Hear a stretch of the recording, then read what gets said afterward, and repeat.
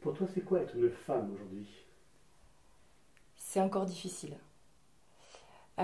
C'est devoir faire face à des défis qui sont parfois antinomiques, euh, devoir, devoir s'affirmer et de notre côté ne pas vraiment pouvoir le faire parce qu'on n'est pas toujours en sécurité.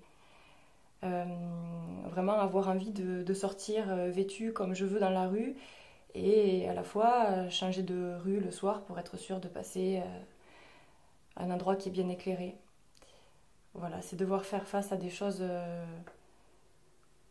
qu'on aimerait pouvoir oublier et auxquelles on est obligé quand même de penser toujours pour être sûr qu'il ne nous arrive pas malheur. Être une femme aussi, c'est, je pense, aujourd'hui, pouvoir montrer qu'on est forte, alors que ce qu'on a toujours attendu de nous, c'était qu'on soit calme à la maison, etc. Et c'est peut-être aussi prendre un peu plus position sur le devant de la scène, s'approprier justement les espaces aussi extérieurs, parler, hausser le ton et exprimer nos idées car on a, je pense, beaucoup de choses à apporter au monde en tant que femme. On vit des choses que les hommes ne vivront jamais et vice-versa.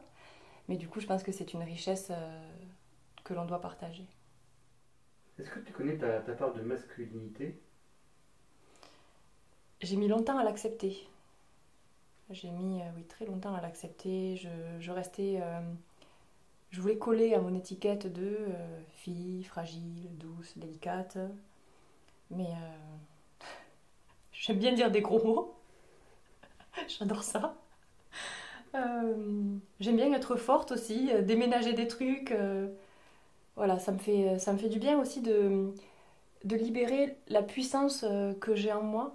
Ça me fait me sentir forte et c'est rassurant de me dire que je peux déployer euh, une certaine force quand j'en ai besoin.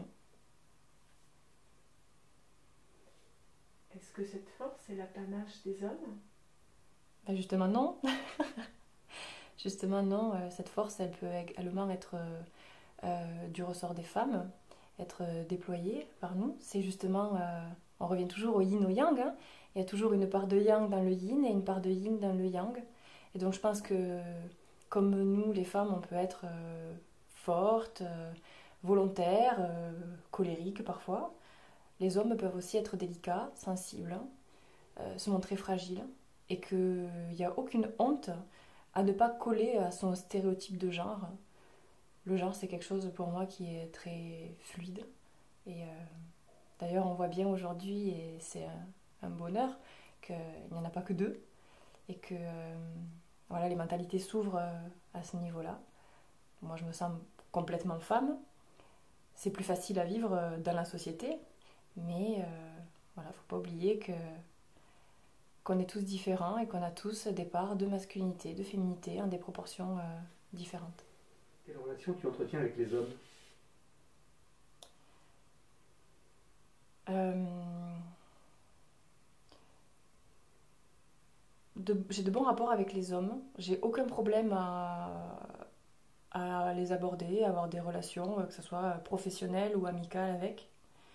Euh, Par contre, il y a quelque chose qui me dérange, c'est que je ne sais jamais quand une personne, par exemple, a à peu près mon âge, si elle veut simplement être amie ou si elle cherche plus.